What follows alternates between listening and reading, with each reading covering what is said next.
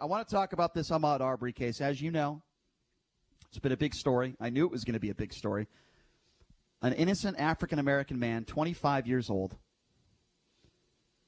running down the street, gunned down by two Klan members, at least as I like to call them, the McClans. That's my new nickname for the McMichaels. They are the McClans.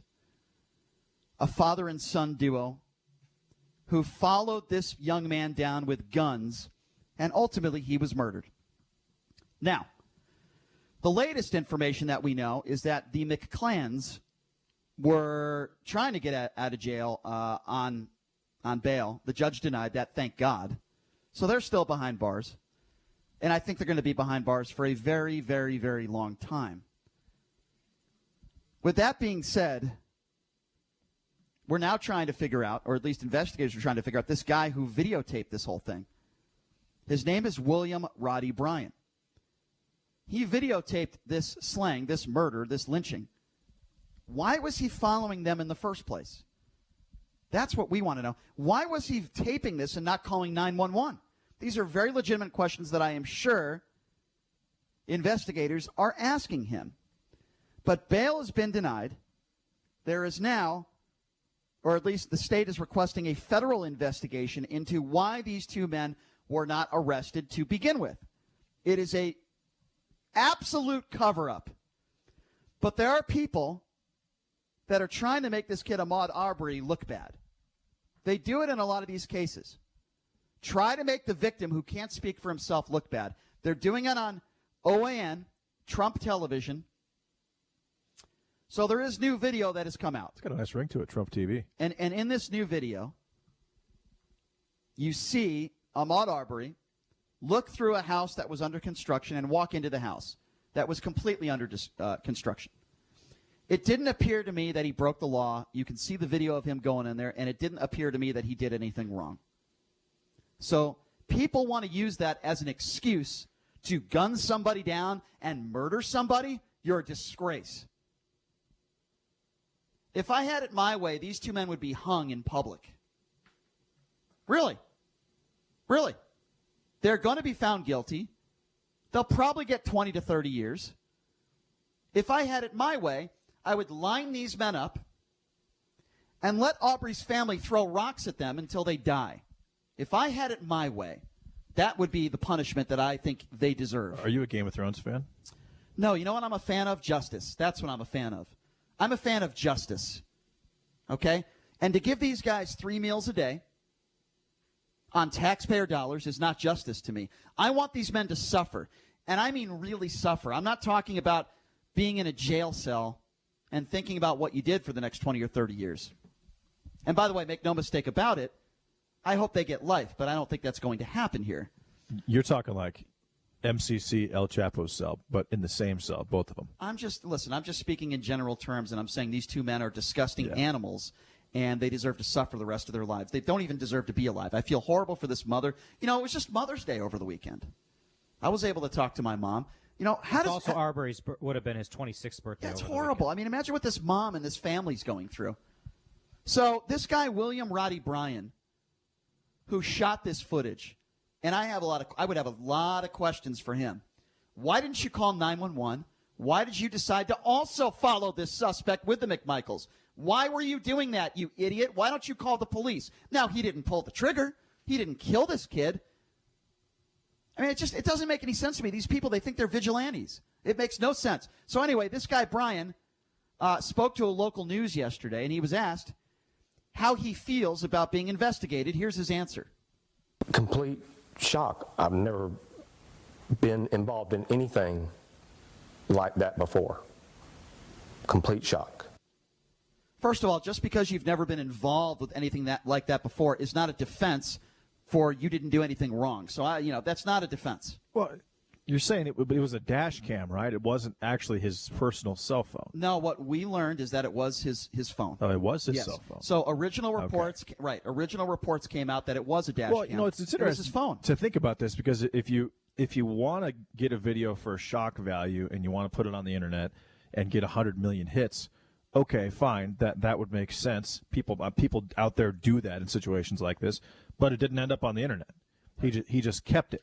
JD, What would you do? I almost wonder if He claims he shared it with police. right, but I almost wonder if the McMichaels told him what they were going to do. That's what I was going to say next. Said follow us, take a video of this so we have evidence or proof.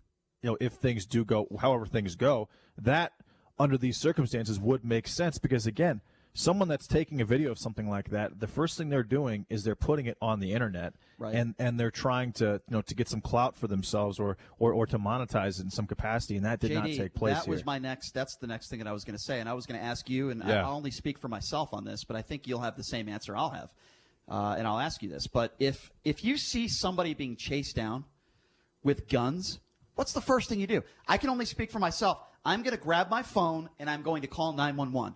The first thing that enters my mind is, ooh, I better videotape this and follow them. In fact, that's the last thing I would do because I'd be in fear for my own life. Yeah, right? You have to think that things went sideways at some point. The lie came together. The mother was lied to. And then this guy who took the video started to feel actual pressure and heat for himself, and to kind of save himself, he released the video the way that he did. That to me would make some sense under these circumstances. Well, local authorities, they are trying to figure out if he was involved, if this was a conspiracy, because the theory down there among police is that the McClans, as you call them, McClans called up Roddy Bryan and said, "Hey, we're about to chase this guy down. He's breaking into homes. Right. Bring your camera and follow us." And so that's the theory, that he was a part of it. Now, he was lawyered up and said, nope, not true. Well, so but it begs the question why he was even there in the first place. It's very easy to figure that out. You look at his phone records. You subpoena his phone records. You look at his emails, his text messages. I'm sure they're doing that. Oh, of course they are. By the way, this won't last very long if that's what took place. And we'll get to his attorney in a minute, but his attorney is saying that he's cooperating. We don't know if that's true or not, but that's what his attorney is saying. So now this guy is saying he's getting death threats. Have a listen to this. I am not feeling safe at all. I haven't felt safe in at least 3 to 5 days now. He's also saying that he's sleeping in his car with his wife. Listen, I don't support any of the death threats or any of that nonsense. The same thing happened to George Zimmerman in the Trayvon Martin situation. People that are sending death threats. I didn't like it when Spike Lee back in the day gave out George Zimmerman's address, and now these guys, their address is out there. That's wrong. There needs to be a full investigation. Everybody deserves to be protected. We don't want to resort to violence. That's wrong. So I'm with him on this. The fact that he's having to go through death threats and all this other complete nonsense, those people should be ashamed of themselves for doing that. There's no place for that in society. Now, he was asked in this interview what was his involvement in this situation. Here's his response. I had nothing to do with it. I'm trying to get my life back to normal, and it's been smeared for the last week. I was told I was a witness, and I'm not sure what I am. Okay, well, your response. By the way, this guy doesn't sound like the brightest bulb in the world. Let me just say that, number one. He's got a high school education. He's a mechanic. Said he likes NASCAR and rock and roll. Oh, well, that fits the profile. Anyway. That is a standard stereotype. Yeah, that definitely. He is a walking, talking stereotype. Well, listen, this guy didn't pull the trigger. But when he said he has nothing to do with it, my response would be then why were you following him and why were you recording it? If you had nothing to do with it, you should have called 911.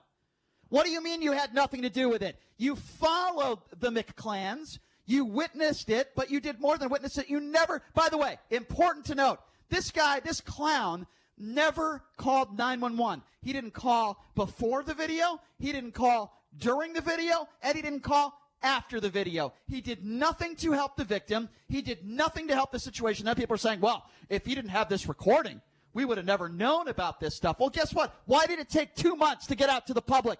Why did it take this long? Now, and some people are like, what? I think it's also possible that he was specifically asked by the McMichaels to go to be a part of this, and he took the video as his own personal get-out-of-jail-free card. Listen to lawyer Alan Tucker. That could make sense. Or he could have some type of fetish. It could be a personal pleasure thing for him where he took this video for his own personal viewing for whatever reason. Does anyone believe in the audience or among you guys, does anyone believe that Roddy Bryan was just out on a Sunday drive and he just happened to be behind this truck when a shooting took place? It seems very unlikely at this point. No, absolutely not. And by the way, I want to bring up lawyer Alan Tucker. If you don't know who he is, he's a friend of the McClans, as I like to call them, also known as the McMichaels, who leaked the tape to a local radio station. He spoke to a reporter from Inside Edition. This is the guy. You could make the claim this is the guy that helped bring in the McMichaels and arrest them because it became public and this video became public. This is lawyer Alan Tucker. Have a listen to this. You really thought releasing this video was going to help? I really thought that releasing the video would put the truth out to the public. I was trying to stop a riot. The video speaks for itself. What happened. I don't have an excuse for it. I can't explain it. You know, I actually do believe always that. say, well, if he'd just frozen and hadn't done anything, he wouldn't have got shot. Okay, so another guy that doesn't sound like he's extremely intelligent. That's number one. If you thought that it would help stop a riot, then why didn't you bring it to police? Why did you bring it to a radio station? That's the second thing I would ask.